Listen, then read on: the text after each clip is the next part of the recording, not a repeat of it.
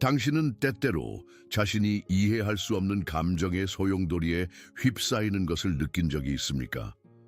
어떤 상황에서는 불안감이 당신의 가슴을 짓누르고 다른 상황에서는 설명할 수 없는 분노가 폭발하거나 또는 무력감이 당신을 사로잡는 것을 경험해 보셨나요? 이런 감정들이 마치 당신 안에 있는 또 다른 사람의 것처럼 느껴질 때가 있습니다. 그것은 당신의 내면에 있는 어린 아이, 과거의 상처를 여전히 간직하고 있는 그 아이의 목소리입니다.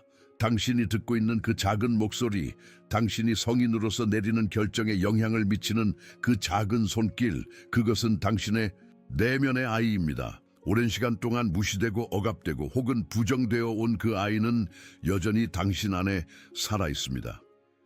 당신이 어린 시절에 경험한 모든 상처, 거부, 두려움은 당신의 내면의 아이 속에 각인되어 있으며 지금도 당신의 현재 삶에 영향을 미치고 있습니다.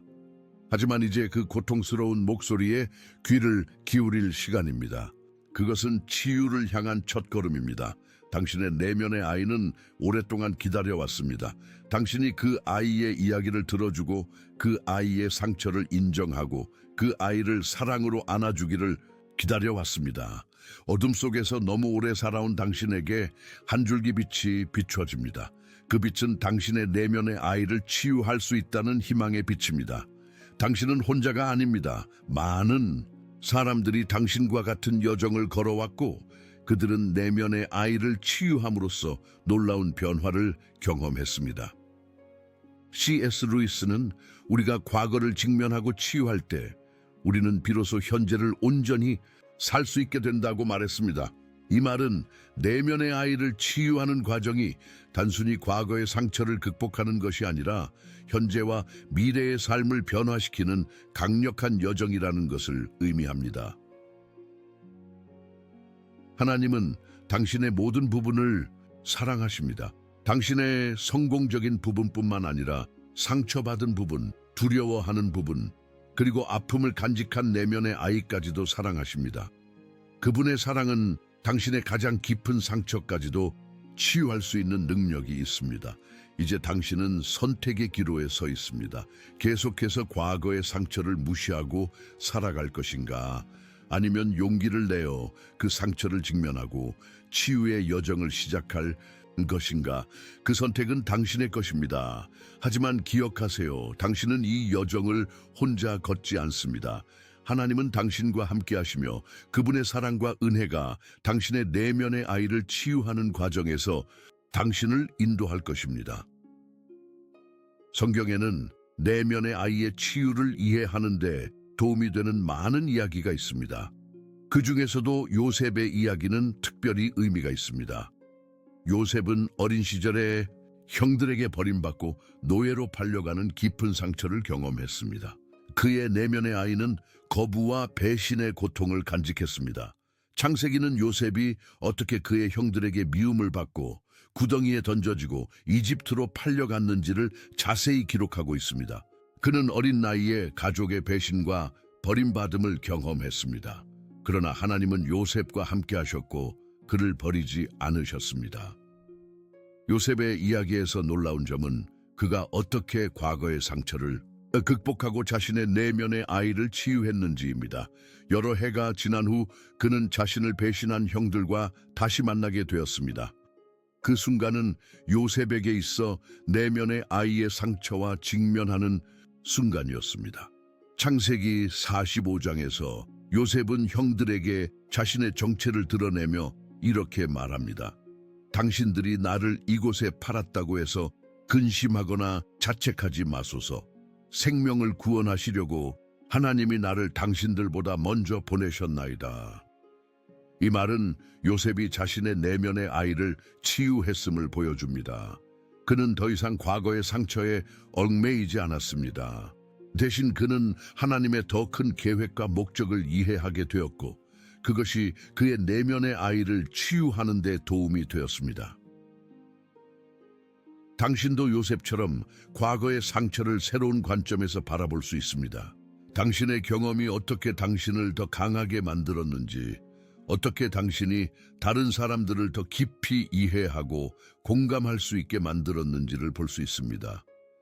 이것이 내면의 아이를 치유하는 과정의 일부입니다. 내면의 아이를 치유하는 과정에서 놀라운 진리를 발견하게 됩니다.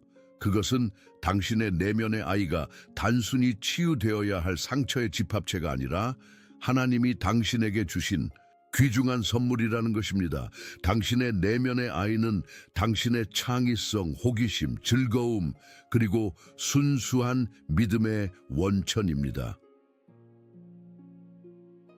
예수님은 마태복음 18장 3절에서 이렇게 말씀하셨습니다. 진실로 너희에게 이르노니 너희가 돌이켜 어린아이들과 같이 되지 아니하면 결단코 천국에 들어가지 못하리라. 이 말씀은 우리가 어린아이와 같은 순수함, 신뢰, 그리고 경이로움을 회복해야 한다는 것을 의미합니다. 내면의 아이를 치유한다는 것은 단순히 과거의 상처를 치유하는 것을 넘어 당신의 본질적인 부분을 회복하는 것입니다.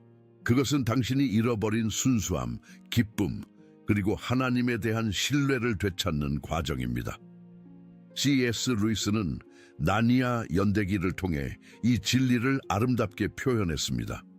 그의 이야기에서 아이들은 순수한 믿음과 상상력을 통해 나니아의 세계로 들어갑니다. 그들은 아슬란 예수님의 상징을 만나고 그와 함께하는 모험을 통해 변화됩니다. 이것은 우리가 내면의 아이를 통해 하나님과 더 깊은 관계를 경험할 수 있다는 것을 보여줍니다. 당신의 내면의 아이를 치유하는 것은 단순히 과거의 상처를 해결하는 것이 아닙니다. 그것은 당신의 온전한 정체성을 회복하고 하나님이 처음부터 당신을 창조하신 그대로의 사람이 되는 과정입니다. 당신의 내면의 아이는 하나님의 형상대로 창조되었으며 그 아이를 치유하고 회복하는 것은 하나님의 형상을 당신 안에서 더 온전히 드러내는 것입니다. 성경은 내면의 아이를 치유하는 데 필요한 강력한 진리로 가득 차 있습니다. 시편 147편 3절은 이렇게 말합니다. 그가 마음이 상한 자를 고치시며 그들의 상처를 싸매시는도다. 하나님은 당신의 상한 마음과 내면의 아이의 상처를 치유하기를 원하십니다. 이사야 61장 1, 3절에서는 메시아의 사명에 대해 이렇게 말합니다. 주 여호와의 영이 내게 내리셨으니 마음이 상한 자를 고치며 포로된 자에게 자유를, 갇힌 자에게 노임을 선포하며 모든 슬픈 자를 위로하되 시온에서 슬퍼하는 자에게 화관을 주어 그 죄를 대신하며 기쁨의 기름으로 그 슬픔을 대신하며 찬송의 옷으로 그 근심을 대신하시고. 이 구절은 예수님이 우리의 내면의 아이의 상처를 치유하고 우리에게 새로운 정체성을 주시기 위해 오셨음을 보여줍니다. 예수님은 당신의 내면의 아이가 경험한 모든 상처와 거부, 버림받음을 이해하십니다. 그분은 이사야 53장 3절에서 그는 멸시를 받아 사람들에게 버림받았으며 슬픔의 사람이요 아픔을 아는 자였다고 묘사됩니다. 예수님은 당신이 경험한 모든 아픔을 이해하시며 그분의 상처를 통해 당신이 치유받을 수 있습니다. 로마서 8장 15, 16절은 이렇게 말합니다. 너희는 다시 무서워하는 종의 영을 받지 아니하고 양자의 영을 받았으므로 우리가 아빠 아버지라고 부르짖느니라. 성령이 친히 우리의 영과 더불어 우리가 하나님의 자녀인 것을 증언하시나니. 이 구절은 우리가 하나님의 자녀로서 가지는 새로운 정체성을 보여줍니다. 내면의 아이를 치유하는 과정에서 우리는 하나님이 우리의 아버지이시며 우리를 무조건적으로 사랑하신다는 진리를 내면화하게 됩니다. 당신의 내면의 아이를 치유하는 데 있어 가장 중요한 진리 중 하나는 하나님의 무조건적인 사랑입니다. 로마서 8장 38, 39절은 이렇게 말합니다. 내가 확신하노니 사망이나 생명이나 천사들이나 권세자들이나 현재 일이나 장래 일이나 능력이나 높음이나 깊음이나 다른 어떤 피조물이라도 우리를 우리 주 그리스도 예수 안에 있는 하나님의 사랑에서 끊을 수 없으리라. 이 사랑이 당신의 내면의 아이를 치유하는 기초가 됩니다. C.S. 루이스는 내면의 아이의 중요성에 대해 깊은 통찰력을 가지고 있었습니다. 그는 어린이처럼 되는 것은 유치해지는 것이 아니라 겸손해지는 것이다. 어른이 되면서 우리는 단순함과 경이로움을 잃어버린다. 어린이처럼 되는 것은 이러한 귀중한 특성들을 회복하는 것이다 라고 말했습니다. 루이스의 이 말은 내면의 아이를 치유하는 과정이 단순히 과거로 돌아가는 것이 아니라 우리의 본질적인 부분을 회복하는 것임을 강조합니다. 그것은 하나님이 처음부터 의도하신 대로 온전한 사람이 되는 과정입니다. 또한 루이스는 우리의 과거 경험이 우리의 현재를 형성하지만 우리는 그 경험의 포로가 될 필요는 없다. 하나님의 은혜는 우리의 과거를 재해석하고 우리의 상처를 치유하며 우리에게 새로운 이야기를 줄 수 있는 능력이 있다고 말했습니다. 헨리 나우엔, 현대의 영적 작가는 이렇게 말했습니다. 당신의 상처가 당신의 가장 큰 선물이 될 수 있습니다. 당신의 상처를 통해 당신은 다른 사람들의 아픔에 공감할 수 있고 그들의 치유를 도울 수 있습니다. 이 말은 내면의 아이의 치유가 단순히 개인적인 이익을 위한 것이 아니라 다른 사람들을 섬기고 하나님의 사랑을 나누는 데 도움이 된다는 것을 상기시켜 줍니다. 찰스 스펄전은 하나님의 가장 큰 위로는 종종 우리의 가장 깊은 상처를 통해 옵니다 라고 말했습니다. 이 말은 내면의 아이의 상처가 하나님의 은혜와 사랑을 더 깊이 경험하는 통로가 될 수 있다는 것을 의미합니다. 이러한 지혜의 목소리들은 내면의 아이를 치유하는 과정이 단순히 심리적인 과정이 아니라 깊은 영적인 여정임을 상기시켜 줍니다. 그것은 하나님과의 관계를 더 깊게 하고 그분의 무조건적인 사랑을 경험하며 그분이 의도하신 대로의 온전한 사람이 되는 과정입니다. 내면의 아이를 치유하는 것은 추상적인 개념이 아니라 일상생활에서 실천해야 하는 구체적인 여정입니다. 다음은 당신의 내면의 아이를 치유하기 위한 실제적인 단계들입니다. 1. 인식하기. 당신의 내면의 아이의 존재를 인정하고 그 아이가 경험한 상처와 필요를 인식하세요. 당신의 감정과 반응을 관찰하고 그것들이 어디에서 오는지 이해하려고 노력하세요. 2. 대화하기. 당신의 내면의 아이와 대화하는 시간을 가지세요. 이것은 기도, 일기 쓰기 또는 단순히 조용한 명상을 통해 할 수 있습니다. 당신의 내면의 아이에게 물어보세요. 무엇이 필요하니? 무엇이 두렵니? 어떻게 도와줄 수 있을까? 공감하기. 당신의 내면의 아이의 감정에 공감하세요. 그 아이의 두려움, 슬픔, 분노를 판단하지 말고 받아들이세요.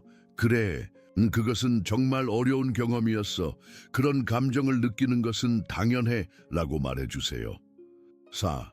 위로하기. 당신의 내면의 아이를 위로하고 사랑해주세요. 그 아이에게 안전함, 보호, 그리고 수용의 감각을 제공하세요. 이것은 상상 속에서 그 아이를 안아주거나 그 아이에게 사랑의 말을 해주는 형태로 할 수 있습니다. 재해석하기. 과거의 경험을 새로운 관점에서 바라보세요. 하나님이 어떻게 그 상황에서도 함께 하셨는지, 어떻게 그 경험을 통해 당신을 성장시키셨는지 생각해 보세요. 용서하기.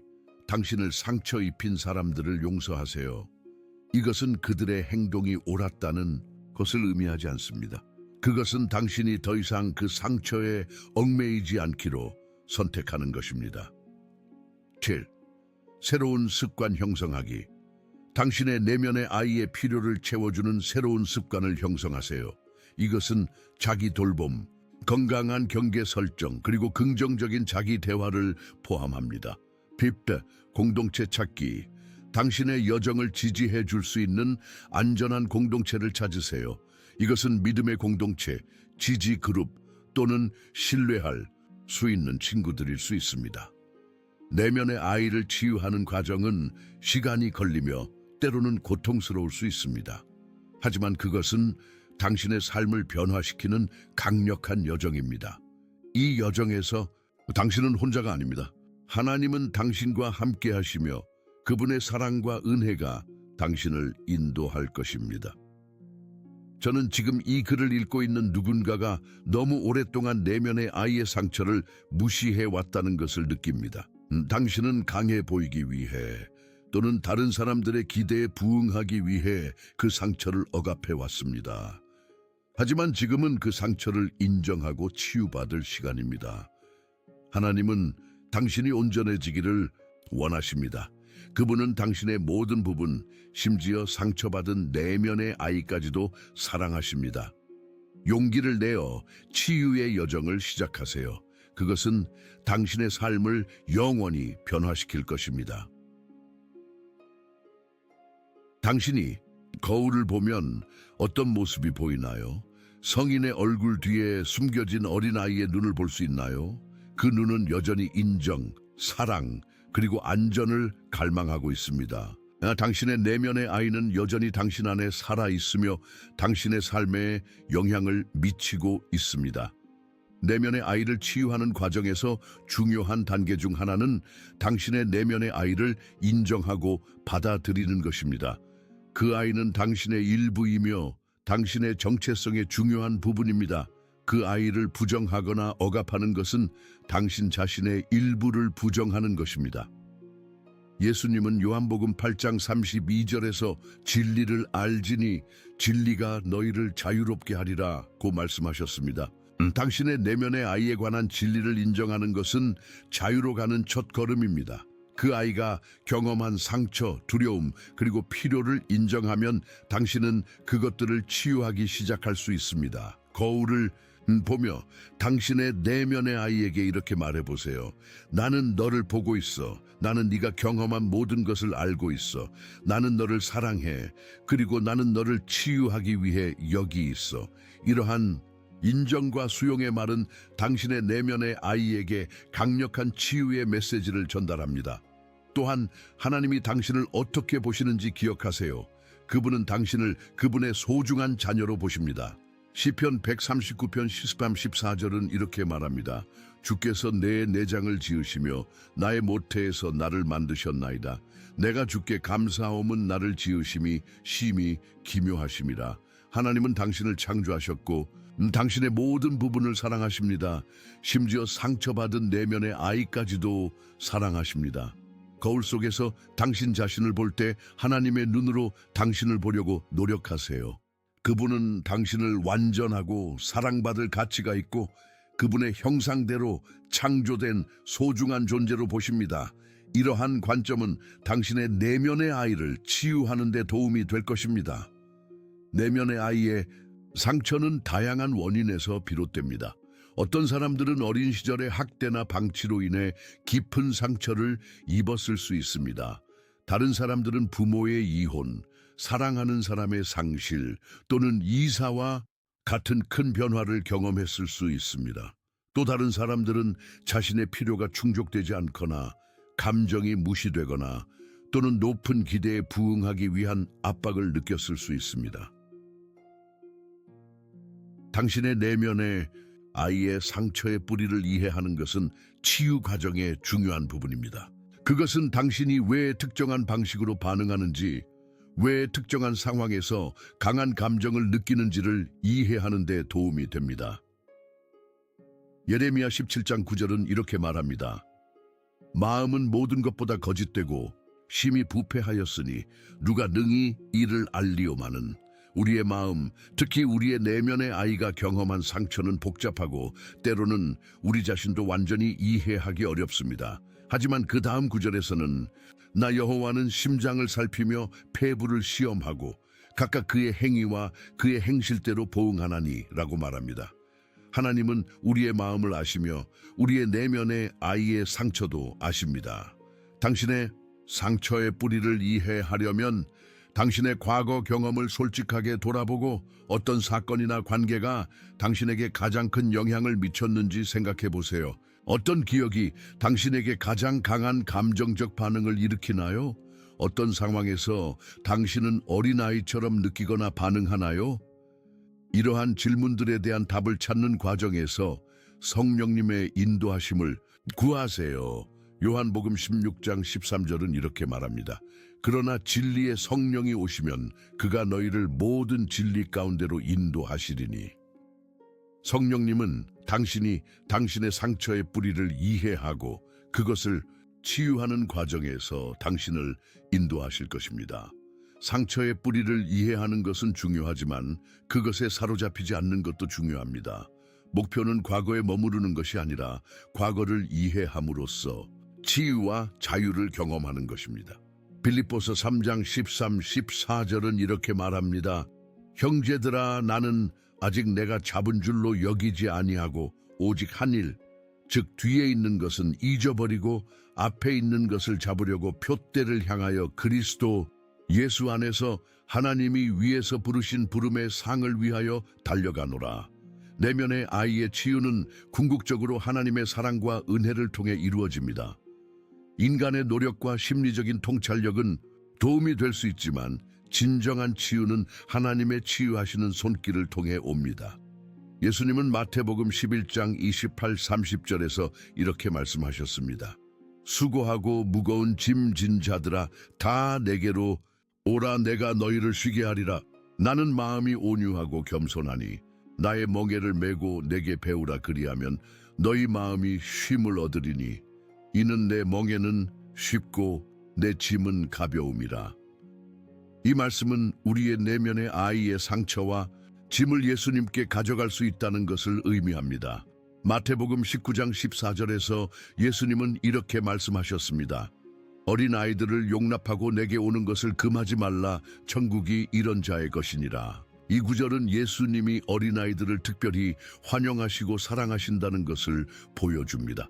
마찬가지로 그분은 당신의 내면의 아이도 환영하시고 사랑하십니다. 당신의 내면의 아이를 하나님께 데려가는 기도를 해보세요. 하나님 아버지, 저의 내면의 아이가 경험한 모든 상처와 두려움을 당신께 가져갑니다. 당신의 사랑으로 이 아이를 안아주시고 당신의 진리로 이 아이를 치유해 주세요. 이 아이가 당신의 자녀로서의 정체성을 이해하고 당신의 무조건적인 사랑을 경험할 수 있도록 도와주세요.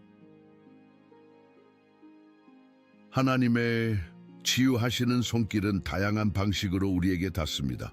때로는 성경의 말씀을 통해, 때로는 기도의 시간 동안, 때로는 다른 신자들의 사랑과 지지를 통해, 때로는 성령님의 내적인 증거를 통해 우리에게 닿습니다. 하나님의 치유하시는 손길에 열려 있으면 당신은 당신의 내면의 아이가 점차적으로 치유되는 것을 경험할 것입니다. 이사야 61장 7절은 이렇게 말합니다. 너희가 수치 대신에 배나 얻으며 능욕 대신에 몫으로 말미암아 즐거워할 것이라. 그리하여 그들의 땅에서 배나 차지하며 영원한 기쁨이 그들의 것이 될 것임이라. 이 구절은 하나님이 우리의 상처와 수치를 치유하실 뿐만 아니라 그 대신 2배의 축복과 기쁨을 주신다는 것을 약속합니다. 하나님의 치유하시는 손길은 당신의 과거를 바꿀 수는 없지만 당신의 과거에 대한 당신의 이해와 감정적인 반응을 변화시킬 수 있습니다. 하나님은 모든 것을 합력하여 선을 이루실 수 있으며 로마서 8:28 심지어 당신의 상처와 고통까지도 당신의 선과 그분의 영광을 위해 사용하실 수 있습니다. 내면의 아이를 치유하는 과정에서 가장 어려운 부분 중 하나는 용서입니다. 당신의 내면의 아이에게 상처를 준 사람들을 용서하는 것은 쉽지 않습니다. 하지만 용서는 치유와 자유로 가는 필수적인 단계입니다. 에베소서 4장 31, 32절은 이렇게 말합니다. 너희는 모든 악독과 노함과 분냄과 떠드는 것과 비방하는 것을 모든 악의와 함께 버리고 서로 친절하게 하며 불쌍히 여기며 서로 용서하기를 하나님이 그리스도 안에서 너희를 용서하심과 같이 하라. 이 구절은 우리가 다른 사람들을 용서해야 하는 이유를 보여줍니다. 하나님이 그리스도 안에서 우리를 용서하셨기 때문입니다. 용서는 상처를 준 사람이 옳았다는 것을 의미하지 않습니다. 그것은 그들의 행동이 용납될 수 있다는 것을 의미하지도 않습니다. 용서는 당신이 더 이상 그 상처와 분노에 얽매이지 않기로 선택하는 것입니다. 그것은 당신 자신을 위한 것입니다. 상처를 준 사람을 위한 것이 아닙니다. C.S. 루이스는 용서한다는 것은 과거를 바꾸는 것이 아니라 미래의 가능성을 확장하는 것이다 라고 말했습니다. 용서는 당신이 과거의 상처에서 벗어나 새로운 가능성을 향해 나아갈 수 있게 해줍니다. 용서는 일회성 사건이 아니라 과정입니다. 때로는 같은 사람을 여러 번 용서해야 할 수도 있습니다. 마태복음 18장 21, 22절에서 베드로가 예수님께 주여 형제가 내게 죄를 범하면 몇 번이나 용서하여 주리이까 7번까지 하오리까? 라고 물었을 때 예수님은 7번뿐 아니라 7번을 70번까지라도 할지니라고 대답하셨습니다. 당신의 내면의 아이를 치유하는 과정에서 하나님께 당신이 용서할 수 있는 은혜를 구하세요. 때로는 용서하는 것이 불가능하게 느껴질 수 있습니다. 하지만 하나님과 함께라면 모든 것이 가능합니다. 마태복음 19, 26 또한 자신을 용서하는 것도 중요합니다. 많은 사람들이 자신의 내면의 아이에게 실망하거나 그 아이를 보호하지 못했다는 죄책감을 느낍니다. 자신을 용서하는 것은 당신의 내면의 아이를 치유하는 과정의 중요한 부분입니다. 요한일서 1장 9절은 이렇게 말합니다. 만일 우리가 우리 죄를 자백하면 그는 미쁘시고 의로우사 우리 죄를 사하시며 우리를 모든 불의에서 깨끗하게 하실 것이요. 이 구절은 우리가 하나님께 우리의 죄와 실패를 고백할 때 그분이 우리를 용서하시고 깨끗하게 하신다는 것을 약속합니다. 용서는 당신의 내면의 아이를 치유하는 데 필수적인 단계입니다.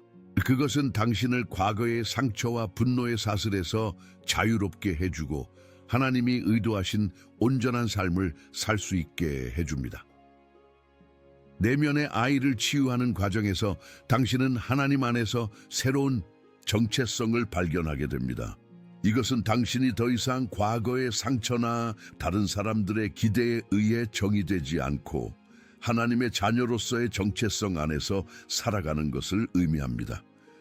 고린도후서 5장 17절은 이렇게 말합니다. 그런즉 누구든지 그리스도 안에 있으면 새로운 피조물이라 이전 것은 지나갔으니 보라 새 것이 되었도다. 이 구절은 우리가 그리스도 안에서 새로운 피조물이 되었으며 과거의 정체성과 상처가 더 이상 우리를 정의하지 않는다는 것을 보여줍니다. 에베소서 1장 36절은 그리스도 안에서 우리의 새로운 정체성에 대해 이렇게 말합니다. 찬송하리로다 하나님 곧 우리 주 예수 그리스도의 아버지께서 그리스도 안에서 하늘에 속한 모든 신령한 복을 우리에게 주시되 곧 창세 전에 그리스도 안에서 우리를 택하사 우리로 사랑 안에서 그 앞에 거룩하고 흠이 없게 하시려고 그의 뜻의 기쁨을 따라 예수 그리스도로 말미암아 우리를 자기의 아들들이 되게 하셨으니 이는 그가 사랑하시는 자 안에서 우리에게 거저 주시는 바 그의 은혜의 영광을 찬송하게 하려는 것이라. 이 구절은 우리가 하나님의 자녀로 입양되었으며 그분의 사랑 안에서 거룩하고 흠이 없게 되었다는 것을 보여줍니다. 이것이 당신의 진정한 정체성입니다. 하나님의 사랑받는 자녀, 그분의 은혜로 거룩하게 된 사람, 그분의 목적을 위해 선택된 사람, 내면의 아이를 치유하는 과정에서 당신은 이 새로운 정체성을 내면화하게 됩니다. 당신은 더 이상 상처받은 아이, 거부된 아이, 충분하지 않은 아이가 아닙니다. 당신은 하나님의 사랑받는 자녀, 그분의 형상대로 창조된 사람, 그분의 목적을 위해 부름받은 사람입니다. 이 새로운 정체성은 당신이 자신과 다른 사람들을 바라보는 방식을 변화시킵니다. 당신은 더 이상 자신을 과거의 상처나 실패로 정의하지 않습니다. 대신 당신은 자신을 하나님이 보시는 대로 보기 시작합니다. 가치 있고 사랑받으며 목적을 가진 사람으로. C.S. 루이스는 당신은 단순한 평범한 사람이 아닙니다. 하나님은 치명적으로 심각하게 당신을 대하십니다라고 말했습니다. 이 말은 하나님이 당신을 얼마나 가치 있게 여기시는지를 상기시켜 줍니다. 당신은 그분의 눈에 무한한 가치가 있습니다. 당신의 내면의 아이를 치유하는 과정에서 이 새로운 정체성을 당신의 것으로 받아들이세요. 당신은 더 이상 과거의 상처나 다른 사람들의 기대에 의해 정의되지 않습니다. 당신은 하나님의 자녀이며 그분의 사랑과 은혜 안에서 새로운 피조물이 되었습니다. 내면의 아이가 치유되면 당신은 새로운 종류의 힘을 경험하게 됩니다. 그것은 더 이상 과거의 상처에 반응하는 것이 아니라 현재의 순간에 온전히 존재하는 능력입니다. 그것은 하나님의 사랑과 진리에 근거한 자유와 평화입니다. 치유된 내면의 아이는 자신의 감정을 인정하고 표현할 수 있습니다. 그것은 기쁨, 놀라움, 그리고 경이로움을 경험할 수 있는 능력입니다.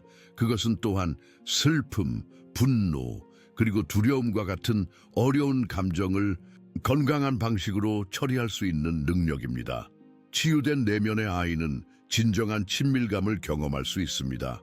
그것은 다른 사람들과 깊고 의미 있는 관계를 형성할 수 있는 능력입니다. 그것은 취약해질 수 있고 신뢰할 수 있으며 진정한 자신을 보여줄 수 있는 능력입니다. 치유된 내면의 아이는 현재의 순간에 살 수 있습니다. 그것은 과거의 상처나 미래에 대한 불안에 사로잡히지 않고 현재의 순간을 온전히 경험할 수 있는 능력입니다. 그것은 하나님의 임재를 인식하고 그분의 사랑을 경험하며 그분의 아름다움을 보는 능력입니다. 시편 103편 2교 5절은 이렇게 말합니다. 내 영혼아 여호와를 송축하며 그의 모든 은택을 잊지 말지어다. 그가 네 모든 죄악을 사하시며 네 모든 병을 고치시며 네 생명을 파멸해서 속량하시고 인자와 긍휼로 관을 씌우시며 좋은 것으로 네 소원을 만족하게 하사 내 청춘을 독수리같이 새롭게 하시는도다. 이 구절은 하나님이 우리의 상처를 치유하시고 우리의 생명을 회복시키시며 우리를 새롭게 하신다는 것을 보여줍니다. 치유된 내면의 아이는 하나님의 임재 안에서 쉴 수 있습니다. 그것은 하나님이 당신의 아버지이시며 당신을 사랑하시고 당신을 돌보신다는 것을 알고 있습니다. 그것은 하나님의 사랑 안에서 안전함과 보호를 경험합니다. 치유된 내면의 아이는 또한 다른 사람들을 섬길 수 있는 능력을 가지고 있습니다. 당신이 자신의 상처를 치유받았기 때문에 당신은 다른 사람들이 그들의 상처를 치유받을 수 있도록 도울 수 있습니다. 당신의 경험과 이해는 다른 사람들에게 희망과 치유를 가져다 줄 수 있습니다. 고린도후서 1장 3, 4절은 이렇게 말합니다. 찬송하리로다. 그는 우리 주 예수 그리스도의 하나님이시요 자비의 아버지시요 모든 위로의 하나님이시며 우리의 모든 환난 중에서 우리를 위로하사 우리로 하여금 하나님께 받는 위로로서 모든 환난 중에 있는 자들을 능히 위로하게 하시는 이시로다. 이 구절은 우리가 하나님으로부터 받은 위로로 다른 사람들을 위로할 수 있다는 것을 보여줍니다. 치유된 내면의 아이의 힘은 하나님의 사랑과 은혜에 근거한 힘입니다. 그것은 당신 자신의 힘이 아니라 당신 안에 계신 하나님의 힘입니다. 빌립보서 4장 13절은 이렇게 말합니다. 내게 능력 주시는 자 안에서 내가 모든 것을 할 수 있느니라. 이 구절은 우리의 힘이 우리 자신에게서 오는 것이 아니라 우리 안에 계신 그리스도에게서 온다는 것을 보여줍니다. 내면의 아이를 치유하는 것은 당신의 삶을 영원히 변화시킬 것입니다. 그것은 단순한 심리적 과정이 아니라 영적인 변화, 하나님이 당신 안에서 행하시는 깊고 영원한 변화입니다. 예수님은 요한복음 10장 10절에서 이렇게 말씀하셨습니다. 도둑이 오는 것은 도둑질하고 죽이고 멸망시키려는 것뿐이요 내가 온 것은 양으로 생명을 얻게 하고 더 풍성히 얻게 하려는 것이라. 이 구절은 예수님이 우리에게 풍성한 생명, 온전하고 치유된 생명을 주시기 위해 오셨다는 것을 보여줍니다. 당신의 내면의 아이가 치유되면 당신은 이 풍성한 생명을 경험하기 시작합니다. 당신은 더 이상 과거의 상처에 얽매이지 않고 하나님의 사랑과 은혜 안에서 자유롭게 살 수 있습니다. 당신은 더 깊은 기쁨, 평화, 그리고 목적을 경험할 수 있습니다. C.S. 루이스는 당신이 마침내 당신의 마음을 하나님께 드릴 때 당신은 당신이 항상 찾고 있었던 것, 항상 갈망했던 것을 발견하게 된다고 말했습니다. 내면의 아이를 치유하는 과정은 당신의 마음을 하나님께 드리는 과정의 일부입니다. 그 과정에서 당신은 당신이 항상 갈망했던 사랑, 수용, 그리고 안전을 발견하게 됩니다. 내면의 아이를 치유하는 것은 꾸준한 노력을 필요로 하는 여정입니다. 그것은 하룻밤 사이에 일어나는 일이 아니라 시간이 걸리는 과정입니다. 하지만 그 여정은 가치가 있습니다. 그것은 당신이 하나님이 의도하신 대로의 사람, 그분의 형상대로 창조된 온전한 사람이 되도록 돕습니다. 빌립보서 1장 6절은 이렇게 말합니다. 너희 안에서 착한 일을 시작하신 이가 그리스도 예수의 날까지 이루실 줄을 우리는 확신하노라. 이 구절은 하나님이 당신 안에서 시작하신 치유의 일을 완성하실 것이라는 약속입니다. 그분은 당신을 포기하지 않으시며 당신이 온전히 치유되고 회복될 때까지 당신과 함께 일하실 것입니다. 당신의 내면의 아이를 치유하는 여정에서 하나님의 임재와 도우심을 신뢰하세요. 그분은 당신과 함께 하시며 당신을 인도하시고 당신을 치유하실 것입니다. 그분의 사랑과 은혜가 당신의 내면의 아이를 치유하고 당신의 삶을 영원히 변화시키실